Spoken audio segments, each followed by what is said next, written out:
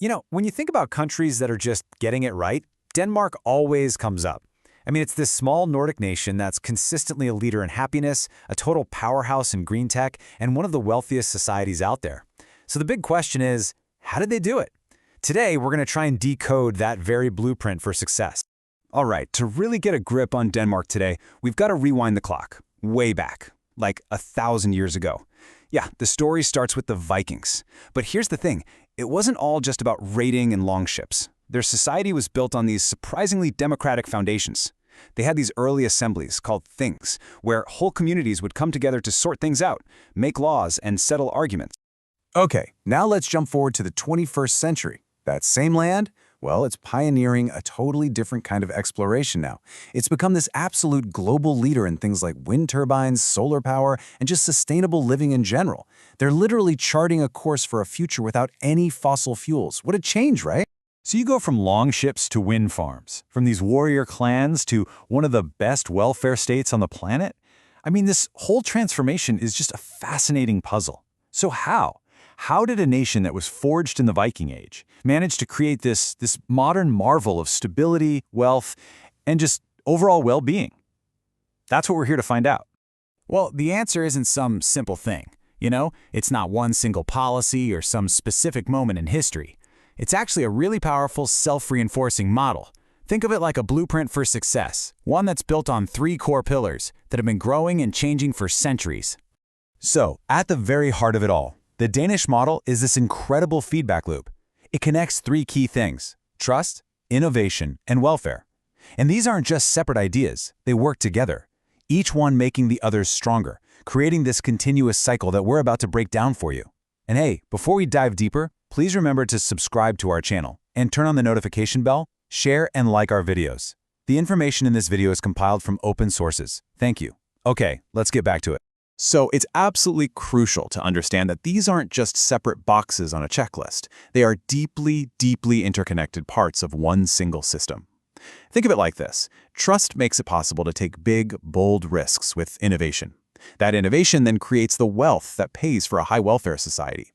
And that society, where people feel secure, well, that just reinforces the social trust all over again. It's a totally virtuous circle. Here's another way to picture it, which I think really helps. Trust, that's the solid foundation. It's what everything else is built on. Then you have innovation. That's the powerful engine, the thing that's constantly driving the country forward. And finally, welfare. That's the fruit of the whole system, that security and amazing quality of life that, let's be honest, the Danes are famous for. Okay, so let's really break this model down. We're going to start with what is maybe the most critical pillar of them all, the absolute bedrock of the entire system. That deep-seated social trust that just runs through every part of Danish society. Now, this incredible level of trust, it's not something they just came up with recently. No way. It's basically a historical inheritance. You can trace its roots all the way back to those Viking things. Then it kept growing through all these civil groups in the 19th century, and it was finally baked into the system with the modern welfare state. It's been building for a long, long time.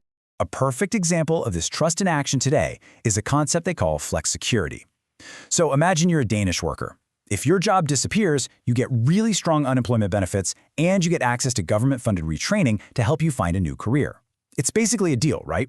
Companies get the flexibility to adapt and change quickly, but the state makes sure the workers are secure. And you've got to realize, a system like this, it could not exist without an incredible amount of trust between everyone involved, citizens, businesses, and the government. Okay, so we have this solid foundation of trust. How does that power the next pillar? Well, it's pretty simple, really.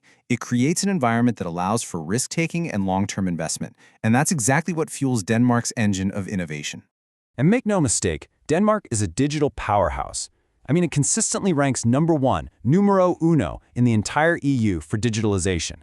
Get this, a staggering 94% of Danes are actively using online services. That just shows you the massive public trust they have in new technology and their willingness to embrace it. You can really see this innovative spirit in action when you look at their green transition. I mean, look at this. Denmark doesn't just set these super ambitious goals for renewable energy. They consistently blow right past them. They push their renewable share all the way up to over 43% by 2023. That's just incredible. And this isn't just talk, this is real action. Denmark has strategically built up world-leading expertise in some really specific high-tech areas. You've got Vestas, which is just dominating patents in wind energy. You've got groundbreaking work in biotech. And they're even leaders in something called Power to X, which is a wild process for turning green electricity into fuel you can actually store. They are turning big ambitions into real, global industries. And believe it or not, the mission is only getting bolder. The national goal is crystal clear: a radical 70% cut in carbon emissions by 2030, and that's just a stepping stone on the path to becoming a completely fossil fuel-free society by 2050.